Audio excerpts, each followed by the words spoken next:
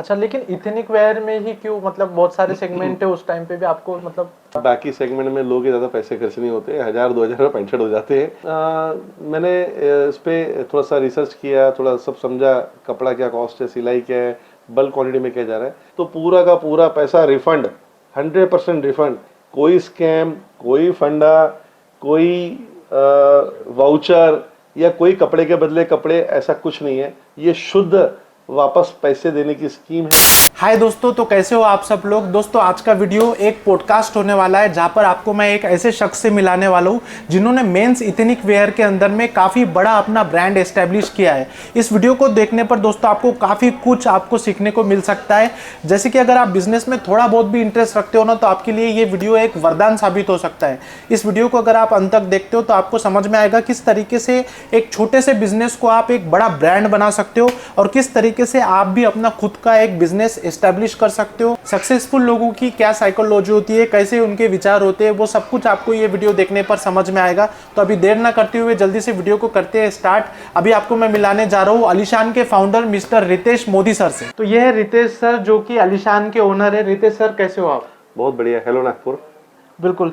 तो रितेश सर कुछ अभी डिस्कस करेंगे, हम एक रैंडम क्वेश्चंस लेंगे जिससे मतलब हमारे व्यूवर्स को पता चले कि एक प्रॉपर तरीके से बिजनेस आज के टाइम पर कैसे किया जा सकता, और थोड़ी सी साइकोलॉजी जानने की कोशिश करेंगे आप लोगों की। बिल्कुल। एक है ना, लोगों का पॉइंट क्या होता है हमेशा कि अगर बिजनेस अगर कोई बंदा सक्सेसफुली कर लिया तो लोगों को लगता है, ज़्यादा करके सभी लोगों को लगता है कि मतलब कुछ बिजनेस बैकग्राउंड रहा होगा पहले से। तो ऐसा कुछ एक्चुअली आपका कुछ बैकग्राउंड? ऐसा कुछ भी नहीं, और कॉपी पेस्ट करना बेकार है।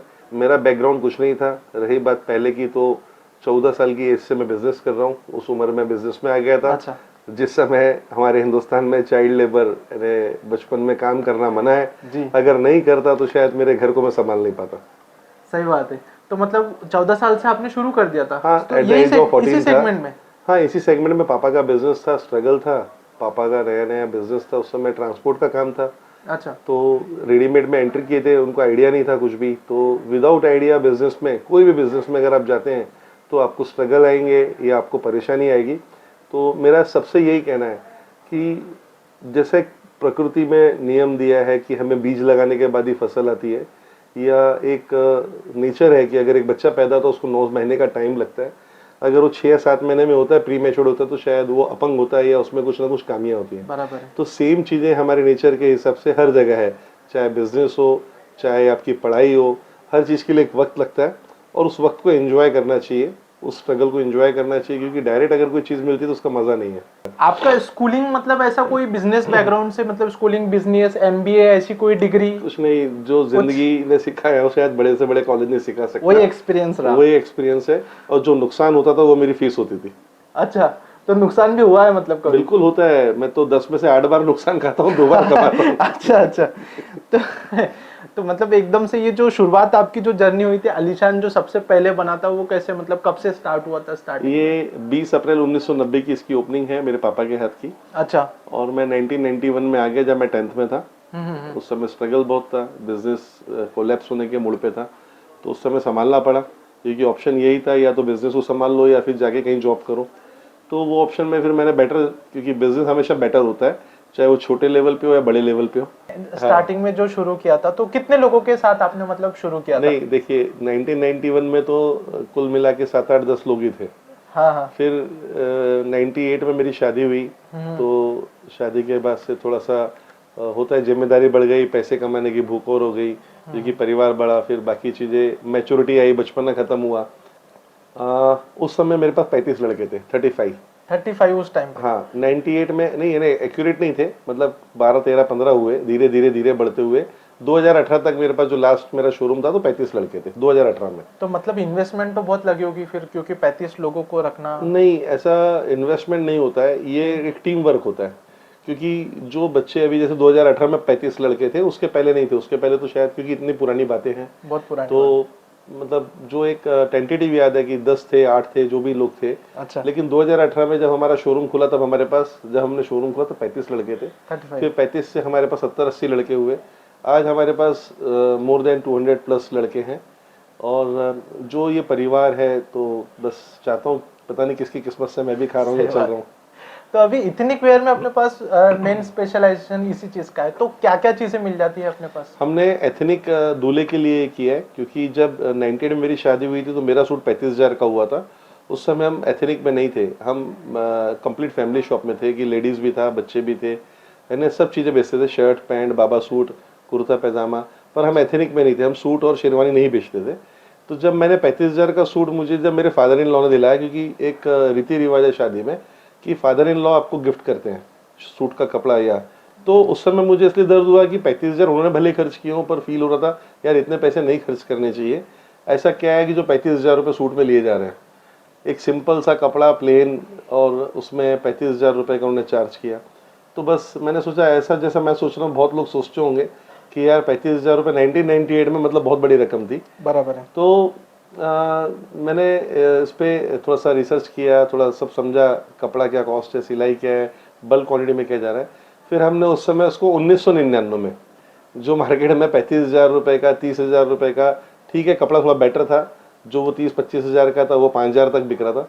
लेकिन हमने जो चीज़ें 8-10 हज़ार रुपये की थी और जिसको मतलब बहुत कम क्वांटिटी में लोग खरीदते थे, उस समय सूट पहनना मतलब एक प्राउड फील होता था, क्योंकि जो सूट पहनता है और उस समय जिसके पास कार होती थी तो वो है ना उस एरिया का मतलब पैसे वाला आदमी होता था, क्योंकि उस समय कार एक मोहल्ले में 1 या 2 होती थी। अच्छा। मैं 98 की बात कर रहा हूँ। आज तो हाँ, और उस समय मारुति होना भी एक प्राउड वाला फील होता था, और होंडा होंडा तो उस समय मर्सिडीज के बराबर थी। अच्छा। तो उस समय हमने जब देखा कि ये सब किया, तो फिर मैंने किया कि अपने यहाँ क्वांटिटी वाइज मिडिल फैमिली ज़्यादा है, मध्यम वर्गीय लोग बहुत हैं, जो चाहकर भी वो पैसा उतना खर्च नहीं कर सकते, उनकी इच्छा भी है। तो दूल्हे के अलावा उसका पापा पहन नहीं सकता, या पहनता भी तो उतने पैसे वो लोग सोच समझ के खर्च करते हैं कि फादर है, भाई है, काका है। तो ये सब चीज़ें मेरी समझ में आई कि क्यों ना इसको ऐसा प्रमोट किया जाए। तो हमने उस समय एक स्लोगन था, अब शादी सिर्फ 1999 रुपये से।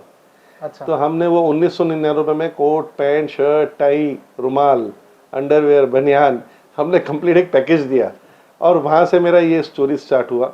धीरे धीरे धीरे धीरे हम माउथ पब्लिसिटी और लोगों के सहारे आगे बढ़ते गए, और आज ये जर्नी आपके सामने।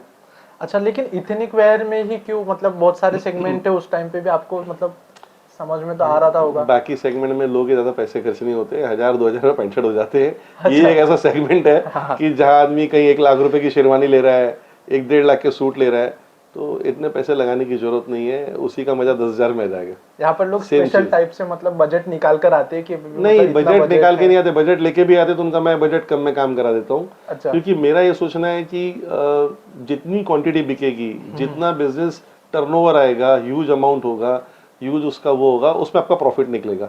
आप बिजनेस 2 तरीके से होते हैं, या तो आप क्वांटिटी वाइज कम प्रॉफिट में बिजनेस को डेवलप कर लें, या आपके पास अगर फुटफॉल नहीं है तो फिर आप प्रॉफिट बढ़ा के काम करें, कि दिन में सिर्फ 2 ग्राहक करने हैं, 3 ग्राहक करने हैं, तो आप अपने प्रॉफिट को ऊपर ले जाएं, और आपकी मजबूरी है कि उतना प्रॉफिट जनरेट करना। लेकिन आपके पास अगर दिन में 200-300 कस्टमर है, तो आपको वो एक सप्लाई लेवल पे या वो खेत वाले विजन पे जाना पड़ेगा, कि जो खेत का रेट रहता है आपको खेत के रेट पे माल बेचना पड़ेगा।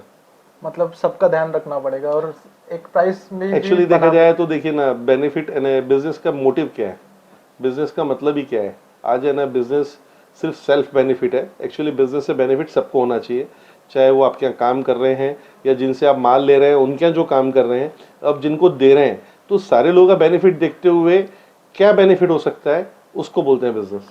सही बात है। लेकिन एक मेरे को समझ में नहीं आता है कि जैसे आपका जो फर्स्ट शॉप था, वो मुझे जहाँ तक पता है ये नंगा पुतला चौक जो होता है नागपुर का अपना, तो वहाँ पर वही फर्स्ट था ना? हाँ जी, वही पापा के हाथ का है जी। तो उस लाइन में तो मतलब सारे मार्केट में सारे वो ही है, मतलब इथनिक वेयर में ही डील कर रहे हैं और सदियों से कर रहे हैं। आपने ऐसा क्या जादू किया एकदम से कि आपका इतना मतलब फेमस ब्रांड हो गया? ऐसा कुछ नहीं भैया, वो लाइन में बस 3-4 ही दुकान थी जब मैंने 91 में संभाली थी। अच्छा। एक हमारी थी और 3-4 दुकानें लाइन में और थी, बाकी किसी की पंचर की दुकान थी, किसी की ऑयल की दुकान थी, कोई किराना बेच रहा था। वो लाइन एक्चुअली 1991 से लेके 2000 तक वहाँ ऐसा कुछ भी नहीं था। 2000 के बाद ही डेवलपमेंट आया, और वो होना भी चाहिए, मार्केट डेवलप होना चाहिए, देखा देखी जब होता है तो और बेटर है। तो हमने जब स्टार्ट किया कोट सूट का, उसके बाद धीरे धीरे वहाँ पे सभी लोग सूट बेचने लगे, शेरवानी बेचने लगे, और ये हब बन गया। जैसा आपका पतंग वाली बाटा वाली कंपनी जो बाटा की गली है, वो पतंग के लिए फेमस है, मंजे के लिए फेमस है। तो ऐसे ही हमारा एरिया, या आपका बर्डी में अगर आप जाए लोहा पुल के पास, तो वो इलेक्ट्रॉनिक मार्केट के नाम से फेमस है। बराबर। ऐसे ही हमारा ये एरिया गांधी बाग, नंगा पुतला चौक कपड़े के लिए फेमस हुआ। और उसका रीजन भी है कि सभी लोगों ने मेहनत की। छोटे से छोटा दुकानदार जो पंचर की दुकान लगाता था, जिसने कभी सोचा नहीं था कि मैं ये डेवलपमेंट कर सकता हूँ, उन्होंने भी डेवलप किया। तो बिजनेस ऐसी चीज़ है कि आप छोटे से बड़ा, ये आपको भी बनाती है, आपके बिजनेस को भी बनाती है। तो मेरे हिसाब से बेस्ट चीज़ है बिजनेस। मैंने रिसेंटली आपका एक एड कैंपेन सुना कि कुछ डेट है आपका जहाँ पर आप कस्टमर को पूरा पैसा रिटर्न दे रहे हो। तो ये पूरा पैसा रिटर्न देने वाली मार्केट स्ट्रेटेजी मेरे को समझ में नहीं आई आपकी, क्या था ये आइटम? मैंने पहले ही कहना कि मैं कस्टमर का बेनिफिट पहले सोचता हूँ, क्योंकि वो बेनिफिट अगर है तो वो कस्टमर रिपीटेशन है मेरे पास, और वो रिपीटेशन है तो मेरा बिजनेस ग्रो करेगा। कुछ यूनिक किया कि इंडिया में किसी ने ऐसा ना किया हो, वैसा कुछ करें। क्यों ना हम ग्राहकों की शादी इस बार यादगार बना दें। जो नवंबर, दिसंबर, जनवरी में जितनी भी शादियां हैं, उनकी सारी खरीदी अभी के अभी कस्टमर करे, क्योंकि मार्केट में अभी हर जगह अप टू 50 या 20, 30, 40 ऐसा कुछ चल रहा है। ये तो हमेशा हर जगह चलता है इस तरह तो उसमें भी आपने कभी ध्यान नहीं दिया, वो पूरी शॉप में हर सामान पे है ना 50 नहीं देता, नहीं, या 30 या 40 नहीं देता। उसके है ना सब नियम और शर्तें रहती हैं। नियम और शर्त रहना कोई प्रॉब्लम नहीं है, लेकिन जब हम घर से खरीदी करने के लिए सोच के निकलते हैं, और जो सामान हमें पसंद आता है, जिस पर हम हाथ रखते हैं, तो उसमें ये बोला जाता है कहीं भी, कोई भी शॉप पे, सर ये तो न्यू अराइवल है, या सर इस पे तो 20 है, ऐड आप 50 की कर रहे हो। हाँ, तो आपको ये बोला मिलेगा 50 के लिए रहे हो, अब मिलेगा आपको ये। बिल्कुल। तो मैंने कहा ऐसा कुछ नहीं करते हैं, कुछ यूनिक करते हैं। हमारे यहाँ अगर कस्टमर आता है, वो आज के आज खरीदी करता है, तो उसको फ्लैट 50 हर सामान पर, चाहे वो जूती हो, पगड़ी हो, शेरवानी हो, कुर्ता पैजामा हो, उसका जोधपुरी हो, पठानी हो, एवरीथिंग जो आलीशान में है, जो कुछ है आलीशान में, उस पर फ्लैट 50 उसको इंस्टेंट मिलेगा हाथों हाथ। और 14 अक्टूबर 2026 को उसको पूरा का पूरा पैसा, अगर उसने आज 50,000 की खरीदी की, 1 लाख की या 5 लाख की, तो पूरा का पूरा पैसा रिफंड, 100% रिफंड 14 अक्टूबर 2026 को चेक के द्वारा बिल के साथ ही दिया जा रहा है, जिसमें कोई स्कैम, कोई फंडा, कोई वाउचर, या कोई कपड़े के बदले कपड़े, ऐसा कुछ नहीं है। ये शुद्ध वापस पैसे देने की स्कीम है, क्योंकि इसके पीछे एक ही चीज है कि उसकी सारी फैमिली है, उसके सारे दोस्त रिश्तेदार आलीशान में इसके बाद जो रिपीटेशन हमारे यहाँ खरीदी करने आएंगे। बिल्कुल। और ये मेरे को 200% अपने पे विश्वास है, इसीलिए मैंने 100% दिया है कि मैं जो इन्वेस्टमेंट कर रहा हूँ, वो मेरा इन्वेस्टमेंट बेकार नहीं जाएगा, और ये ग्राहकों के प्रति मेरा प्यार कभी खराब नहीं हो सकता, या इसको वो लौटाएंगे मुझे दुगने रूप में। वर्ड ऑफ माउथ जो मार्केटिंग होती है वो मिल जाएगी आपको, मतलब ये ऐसे भाई मैं यहाँ तक उन्हीं की वजह से पहुंचा हूँ, तो इसीलिए कुछ यूनिक किया कि कोई नहीं करता।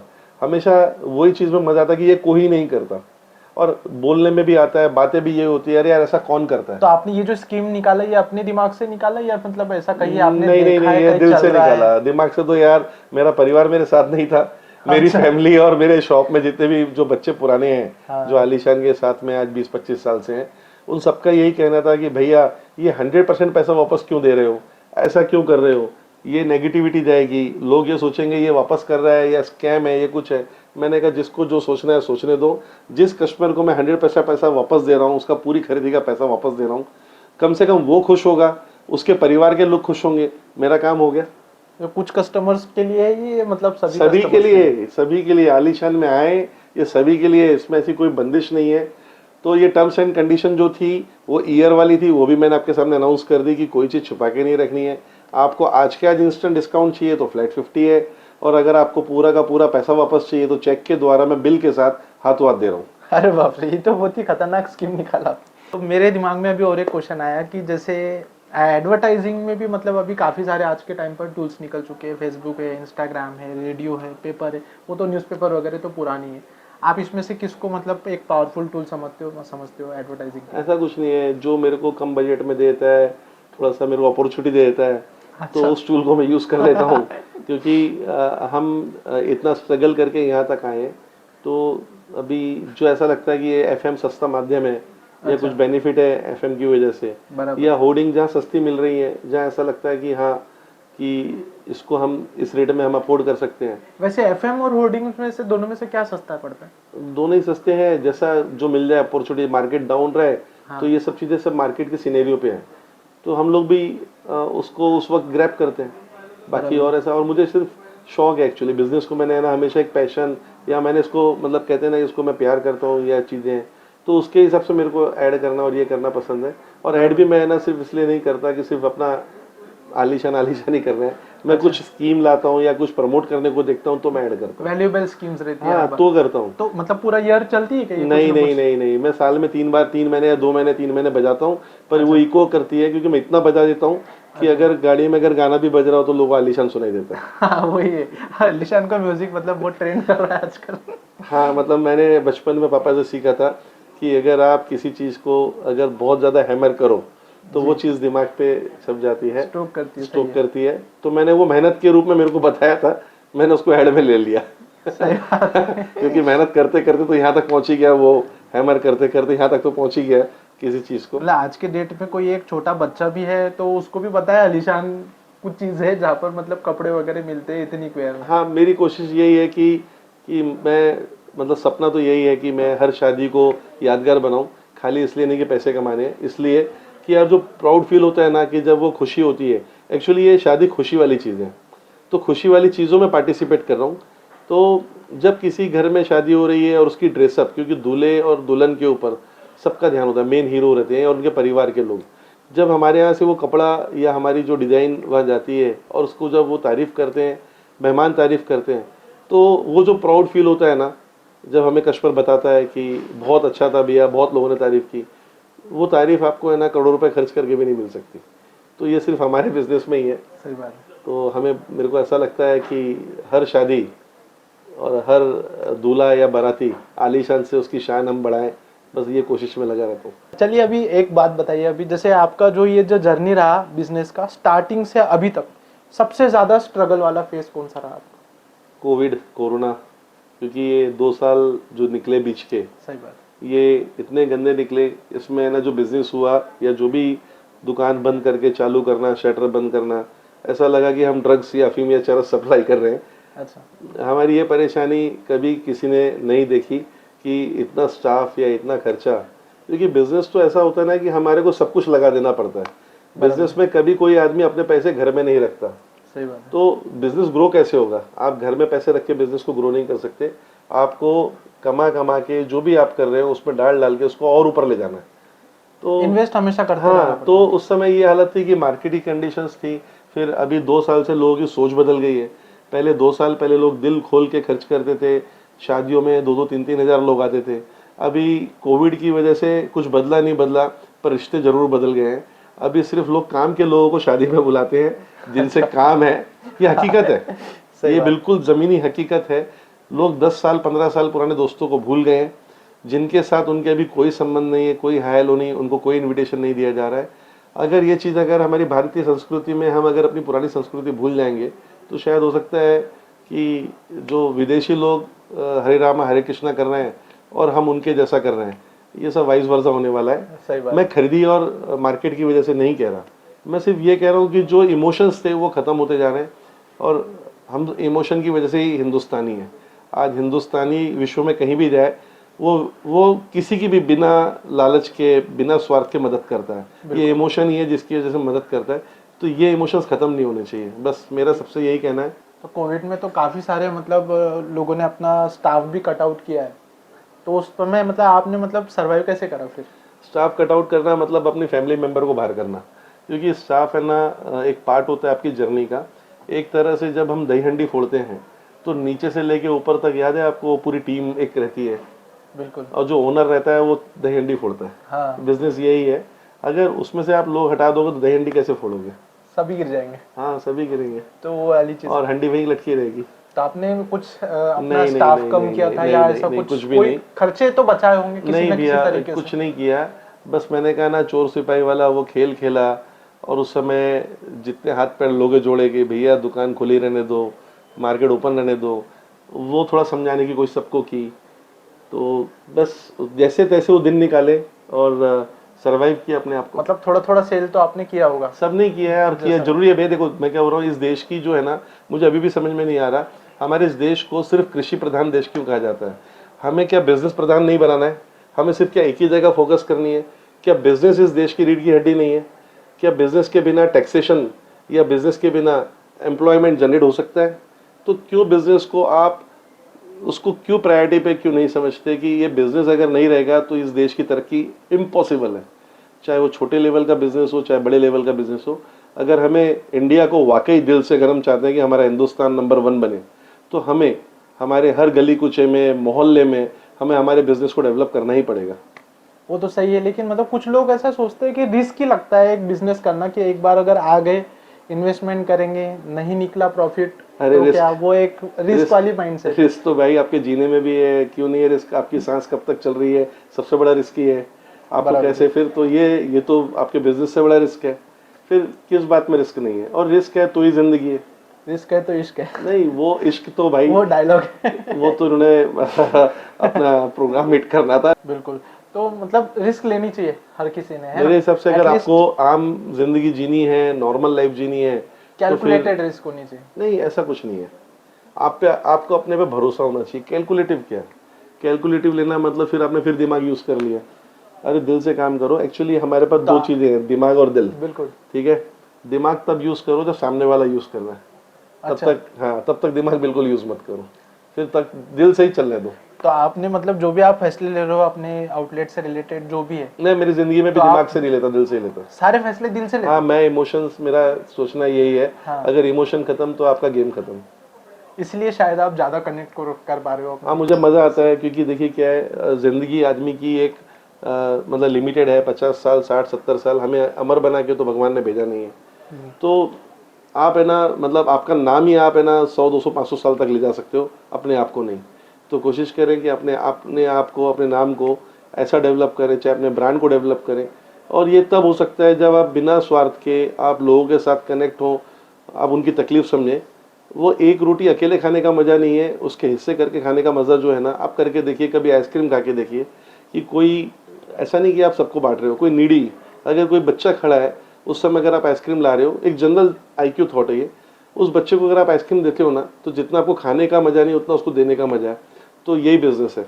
हमें नौकर नहीं बनाना है, हमें नौकरी देनी है। तो ये सोच के अगर हमारी सोच हम अगर डेवलप कर लेंगे तो हम शायद चाइना को भी बीट कर दें। बिल्कुल, वो तो करना ही है हमें, मतलब क्योंकि आज के टाइम पे सारी चीज़ें मतलब चाइना से ही आती है लगभग। प्रोडक्शन में हम इतने नहीं है, हमारा क्या सर्विस बेस्ड ज़्यादा है, प्रोडक्शन बेस्ड, हमारा प्रोडक्ट बेस्ड इंडस्ट्री बहुत बहुत कम है। नहीं, एक्चुअली हमारी पढ़ाई लिखाई को हमने नौकरी का जरिया मान लिया। हर पढ़ाई लिखाई करने के बाद सिर्फ एक ही चीज़ देखते हैं कि हम अगर आईआईटी कर रहे हैं या कुछ भी कर रहे हैं, इंजीनियरिंग कर रहे हैं, तो हमारे को जॉब 50,000 की कहाँ लग रही है, 1 लाख की कहाँ। हमने कभी नहीं सोचा कि हमें कोई फैक्ट्री डालनी है, हमें जनरेट करना है। हम जितने भी लोग अनएम्प्लॉयड लोग जो पढ़े लिखे खाली पीली घूम रहे हैं, 10-20 हज़ार की नौकरी कर रहे हैं, मैं कहता हूँ वो 100-200 लोगों की एक गैंग बना के, अपने आप को इकट्ठा करके, गवर्नमेंट की स्कीम को फ़ायदा उठा के, क्यों ना वो खुद आपस में सब पार्टनर बन के काम करें। क्यों ना अपने आप को एक उस लेवल पे लाएं। एक ऐड डालें आपस में, कोई ऐसा ग्रुप हो कि भैया जितने भी पढ़े लिखे लोग जिनको नौकरी नहीं मिल रही है वो यहाँ आके मिलें। चलो हम कुछ एक नया यूनिक आइडिया लाते हैं, हम यहाँ एक डेवलपमेंट करते हैं, गवर्नमेंट से लड़ते हैं और कहते हैं कि आप, या फिर जो भी बड़े बड़े जो हमारे पास बिजनेसमैन हैं, चाहे वो टाटा के लेवल पे हो या अंबानी हो, अडानी हो या जो भी हो, वहाँ से कोई फंडिंग करते हैं और अपने बिजनेस को वहाँ से स्टार्टअप करते हैं। बिल्कुल, फंडिंग तो आजकल मतलब बहुत जगह से आ रही है आज के टाइम पर, मतलब इजी हो गया। पहले नहीं समझ में आता था लोगों को कहाँ से फंडिंग लेना है, आजकल इजी हो गया, लेकिन फिर भी उसमें रिस्क टेकर्स जो है वो बड़े कम। भाई देखिए, आपको ज़िंदगी कैसी जीनी है ये आपके ऊपर है। आपको ज़िंदगी सिर्फ 2 रोटी खा के अपनी लाइफ एंड करनी है, कि आपको अपना कुछ ऐसा करके जिससे सबका बेनिफिट हो, कि बिल्कुल आपके द्वारा ऐसा लगे कि आप भगवान ने अगर आपको इंसान बनाया तो गलती नहीं की। सही बात। बस ये सोच के आपने काम करना है। मतलब कई सारे लोग अगर यूनाइट होकर सच में ऐसा कुछ शुरू करें, एक नया स्टार्टअप इनिशिएटिव, तो बहुत ही सभी के लिए अच्छा सभी रहेगा। चीज़ें पॉसिबल है अगर आप ठान लेना, तो सब चीज़ पॉसिबल है। लेकिन क्या होता है, उसके लिए थोड़ा टाइम लगता है, सब्र करना पड़ता है। सबको आज के आज अगर मर्सिडीज चाहिए या करोड़पति बनना है तो इम्पॉसिबल है। मैंने कहा ना कि बीज डालने के बाद फसल आने में टाइम लगता है, एक बच्चा पैदा होने में टाइम लगता है, तो फिर आपकी तरक्की में टाइम क्यों नहीं लगेगा? लगेगा ही, obviously। बिल्कुल लगेगा। तो अभी तो आपको मतलब अच्छा खासा एक्सपीरियंस आ गया है बिजनेस का, सब कुछ समझ में आ गया है आपको। तो कभी आपको मतलब ऐसा लगा कि यार मतलब इस वाले सेगमेंट में जो नीच आपका है अभी, जैसे इथेनिक वेयर में, इस वाले सेगमेंट में नहीं जाकर कोई और दूसरा सेगमेंट लेते तो शायद ज़्यादा बेटर होता, ऐसा कभी थॉट आपके दिमाग में आया? ऐसा कभी नहीं है। तेंदुलकर हमेशा है ना क्रिकेट में ही बेस्ट था, वो हॉकी में कभी नहीं बन पाया। जी। उसमें भी छोटी बॉल है, इसमें भी है, उसमें भी बैट है, इसमें भी बैट है। तो हमेशा जब बिजनेस करते हैं तो आपको पर्टिकुलर एक मोटिव करके ही करें, फोकस रहें। आप मछली को ना देखें, मछली की आँख को देखें। हर आदमी मछली को देखता है, तो मछली को ना देख के मछली की आँख को देखें। दूसरे को देख के अपने आप को मतलब डाइवर्ट ना करें, क्योंकि आप अगर डाइवर्सी होते हैं तो उसमें आपका टाइम खराब होता है। क्योंकि कोई भी चीज़ बिना मास्टर, बिना एक्सपीरियंस के, आपकी मास्टरी किए बिना सक्सेस नहीं हो सकता। आपको उस फील्ड का डीप नॉलेज होना ज़रूरी है। तो आप नॉलेज के लिए जो जो हो सकता है पहले वो करें, उसके बाद आप रिस्क लें। आप उतरते ही बराबर रिस्क ना लें, क्योंकि जब तक आप गाड़ी चलाना सीखेंगे नहीं तब तक आप 150 की स्पीड में चला नहीं सकते। आप गाड़ी पे बैठे, आपको आता कुछ नहीं है और उठा के आपने 150 पे चला दी, तो उसमें आपकी गाड़ी तो गई गई और आपके भी हाथ पे ठुके, सही बात तो है। उस पे दोबारा accident के chances दोबारा आप बढ़ गाड़ी में बैठ नहीं पाएंगे। यही बिजनेस होता है। सही तो बात है। बिल्कुल उसको वैसे ही चलाएं कि हमें जिस दिन गाड़ी चलानी एकदम परफेक्ट आ गई, हम कहीं से भी, भीड़ भाड़ से कहीं से भी, किसी भी सिचुएशन में जब निकल सकते हैं, अपने आप पे कॉन्फिडेंस आता है, अपना रिस्क लेना चालू कर दें। बिल्कुल, मतलब थोड़ा सा एक्सपीरियंस लेना चाहिए पहले कहीं। एक्सपीरियंस लेना चाहिए, अपने आप को फुल ट्रेन करना चाहिए, उस चीज़ की बारीकी समझना चाहिए, उसके प्लस माइनस सब चीज़ें समझ में जाए। उसके बाद फिर आप जैसा करना है उसको बिल्कुल करें। अगर आप अभी मतलब जैसे एकदम से 25 से 30 साल पीछे चले जाते हो, तो अगर आज के सिचुएशन के हिसाब से, आज मतलब जो मार्केट के हालात है, जैसे है सब कुछ, तो उसके हिसाब से अगर आप सोचते कि मुझे एक नया बिजनेस स्टार्ट करना है, तो अभी आप क्या क्या स्टार्ट किए रहते? देखो, मैंने तो जीरो से स्टार्ट किया है, तो मेरे पास कितने भी जीरो आ जाए मुझे गिनती आती है। मैं वापस जीरो से 1 2 3 स्टार्ट करूंगा। मुझे सेगमेंट यही रखते थे या फिर और कुछ रखते? नहीं, मैं तो यही रखूंगा, लेकिन मेरे बेटे को बोलूंगा कि अगर तुझे तेरे बिजनेस में आना है तो पापा का कोई ऐसा थॉट नहीं जो पुराने विचार लोगों के थे कि मैं मेरे पापा का संभालूंगा। मैंने तो सिचुएशन देख के हैंडल किया, क्योंकि उस समय पापा की सिचुएशन बहुत खराब थी, तो मेरे को आना बहुत जरूरी था। पर मैं अपने बेटे को ये नहीं कहूंगा। मैं अपने बेटे से यही कहूंगा, तुझे जो करना है कर। मैं अपनी इच्छाएं अपने बच्चे पे या मेरे ड्रीम्स मेरे बच्चों पे नहीं थोपना चाहता। उनके सेपरेट ड्रीम्स हैं, उनकी सेपरेट सोच है, तो उनको जो अच्छा लगता है। पर उसको यही कहूंगा, तू जो करेगा उससे पीछे नहीं हटना, चाहे उसमें सक्सेस हो या ना हो, कोई फर्क नहीं पड़ता। और ये बिजनेस के लिए आजकल जो चल रहा है कि बिजनेस के लिए कोई बिजनेस डिग्री होनी जरूरी है, एमबीए लाइक आईआईएम या आईआईटी, तो इसकी इंपॉर्टेंस कितनी है? आप कितना समझते हो उसको, मतलब कि ये इम्पोर्टेंट है? देखिए, ये भी इम्पोर्टेंट है, उसका रीज़न है नॉलेज। तो देखिए, पढ़ाई तो बहुत इंपॉर्टेंट है, नॉलेज बहुत इंपॉर्टेंट है, लेकिन इसमें क्या होता है कि दो चीज़ें होती हैं। अभी हमने जो किया वो समय ने हमको सिखाया। आजकल के बच्चों के पास इतना पेशेंस नहीं कि वो उतना समय निकाल सके कि आज मैं 30 साल बाद यहाँ पे पहुँचा हूँ, 30-32 साल लगे। तो आज किसी को भी 30-32 साल आप बोलोगे तो आज से सरेंडर कर देगा, जॉब पे लग जाएगा, वो बिजनेस नहीं करेगा। तो इसके लिए पढ़ाई जरूरी है कि वो 30 साल का सफर आपका 5 साल में कन्वर्ट हो जाता है। सही बात है, मतलब 3-4 साल में वो हाँ, चीजें सीखने को मिल वो जाता है। टेक्नोलॉजी वाली बात आ गई। सही बात है कि पहले आप मैनुअल कर रहे थे, आप कंप्यूटर पे बैठ के काम कर रहे हो, ये फर्क पड़ता है। लेकिन उसने पढ़ाई को नॉलेज के रूप में लेना चाहिए और बाकी चीजें उसको संस्कार के रूप में लेना चाहिए, जो हमारे रोजमर्रे में या जो उसके माँ बाप से मिले हुए हैं। तो दोनों का अगर संगम हो गया कि संस्कार भी है, एथिक्स भी है और उसकी पढ़ाई भी है, तो वो कहाँ से कहाँ निकल जाएगा। लेकिन ये जो क्वालिटी ऑफ नॉलेज है जो आईआईएम या आईआईटी को मिल रही है, ये बहुत कम परसेंटेज है टोटल पॉपुलेशन का। मतलब 2-3% लोग ही है जो मतलब वहाँ पर एडमिशन ले पाते हैं और उनका वहाँ से करियर शुरू होता है। मतलब ये ऐसी शुरुआत ही वहाँ से, मतलब एक बार एडमिशन मिल गया तो समझ लो आपकी शुरुआत ही वहाँ से होनी है। दो चीज़ें हैं, आप या तो अपने आप को मतलब आईआईएम में नहीं अगर दाखिला दे पा रहे हैं या उतना नहीं पढ़ पा रहे हैं, तो आप ज़्यादा मतलब टेंशन ना लें, बिजनेस को डेवलप करें, इतना पैसा कमाएं कि आईआईएम वाले को अपने जॉब पे रख सकें। बिल्कुल, वो तो हो सकता है। हमारे देश में बाबा रामदेव ने भी ये कारनामा करके रखा है। अंबानी से लेके सभी यही किए। सही बात है, किसी के पास भी आईआईएम की डिग्री नहीं है और शायद आईआईएम वाले से ज़्यादा पैसे कमा रहे हैं। तो इसके लिए लोड लेने की जरूरत नहीं है कि बिजनेस में ऐसा करेंगे तो ऐसा होगा। बिजनेस में एक ही चीज़ है कि आप जब ग्रोथ करेंगे तो आप सब कर सकते हैं, बिना ग्रोथ के आप कुछ नहीं कर सकते। और ग्रोथ के लिए आपको एथिक्स बहुत इंपॉर्टेंट है। आपके एथिक्स क्लियर होने चाहिए, आपका विजन क्लियर होना चाहिए, आपकी कथनी करने में फ़र्क नहीं होना चाहिए। अच्छा, कथनी करनी मतलब क्या हो? ये होता है कि जो कमिटमेंट आप कर रहे हैं तो फिर उसमें चाहे प्रॉफिट हो चाहे लॉस हो, फिर आपने वो सोचना नहीं चाहिए। अच्छा, उसके पीछे आगे पीछे नहीं करना चाहिए। वो अगर उस समय जो कमिटमेंट है कस्टमर से कमिटमेंट कर रहे हैं, अगर एक वक्त अगर आया उसमें लॉस भी हो रहा है तो कोई प्रॉब्लम नहीं, क्योंकि एक पार्ट है बिजनेस का। क्योंकि बिजनेस या balance sheet profit and loss के बिना कभी पूरी नहीं हो सकते। बिल्कुल सही बात है, उसमें दोनों कॉलम है। तो आपके हिसाब से मतलब एक एंटरप्रेन्योर में क्या क्या क्वालिटीज होनी चाहिए? यार, उसका दिल बच्चे जैसा होना चाहिए बस। बच्चे जैसे होने चाहिए, मतलब बिंदास। बिल्कुल, कि जो बिना डरे कोई भी काम कर सके। एक बच्चे को आप देखो बिना डरे कुछ भी कर सकता है ना। बराबर है, मतलब ज्यादा सोच के नहीं ज्यादा नहीं नहीं नहीं नहीं, कैलकुलेशंस बस में नहीं बस जाना बस चाहिए। बस बस हो गया। नॉर्मल लेवल पे और जो चीजें कंट्रोल कर सकता है वैसा काम करे। बिल्कुल। और आप स्पीड वर्सेस परफेक्शन दोनों में से किस पर ज्यादा बिलीव करते हो? देखिए, अगर आपका परफेक्शन है तो स्पीड अपने आप हो जाएगी। स्पीड से कभी परफेक्शन नहीं होता, और परफेक्शन से आपकी स्पीड हमेशा बढ़ जाएगी। अच्छा, तो मतलब परफेक्शन पे फोकस करो आप, स्पीड अपने आप बढ़ेगी, हाँ ऐसा बिल्कुल, ऐसा मैं परफेक्शन पे ज़्यादा ध्यान देता हूँ कि जितना कोशिश कर सकूँ हाँ। कि गलतियाँ नहीं के बराबर हो, और हो जाती है तो उसको ठीक करने में लग जाता हूँ, उसको ठीक कर देता हूँ। बिल्कुल, मतलब आसान हो गया आपके लिए अभी बोलना। हाँ मतलब रियल फैक्ट ही है ये, अच्छा, क्योंकि आप स्पीड से कभी परफेक्ट नहीं बन सकते।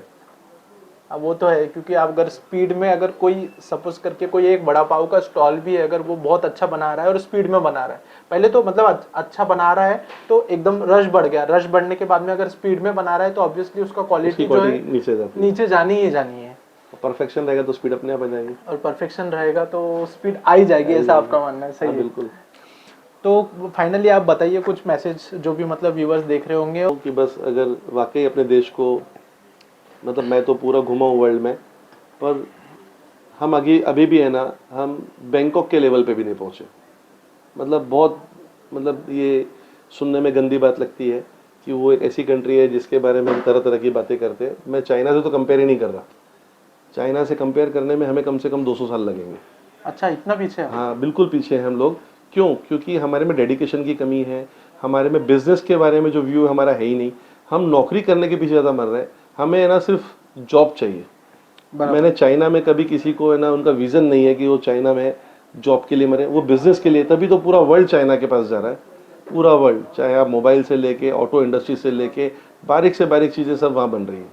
तो आप है ना, आपके पास कुछ नहीं है तो क्या हुआ, आपके पास थॉट तो है, क्योंकि लोगों के पास थॉट ही नहीं रहता। अगर आपके पास थॉट आ गया तो सब चीज़ें अपने आप आ जाएंगी। क्योंकि जब चीज़ें है ना आपको करनी है ना, तो आप अपने हिसाब से उस चीज़ के बारे में सोचना चालू करते हो, उस दिशा में दौड़ना चालू करते हो, हाथ पैर मारना चालू करते हो, और हाथ पैर मारते मारते आदमी कहाँ से कहाँ पहुँच जाता है। तो मैं सभी से ये कहना चाहूँगा कि अपने देश को अगर हमें नंबर 1 बनाना है, हमें इंडिया को वाकई में, अगर हमारे हिंदुस्तान को अगर हमें वर्ल्ड लेवल पे लाना है और हमें तीसरी दुनिया नहीं कहलाना है, तो हमें अपनी दुनिया बदलनी पड़ेगी, अपनी सोच बदलनी पड़ेगी। तो ठीक है, यही करते हैं अभी वीडियो Thank you, को भैया, thank you। एंड। तो वीडियो आपको कैसा लगा दोस्तों, ज़रूर बताइए आप कमेंट बॉक्स में। और बाकी इस वीडियो को हो सके तो आप शेयर करिए, और कुछ भी अगर सवाल है आपके तो नीचे कमेंट बॉक्स में शेयर करिए, ताकि फिर वो भी है हम जो है डिस्कस करेंगे आगे जाकर, है ना। तो thanks a lot Thank you for so doing much। This to me. Thank you, Nagpur। Thank you so thank much। You, चलिए। Thank you।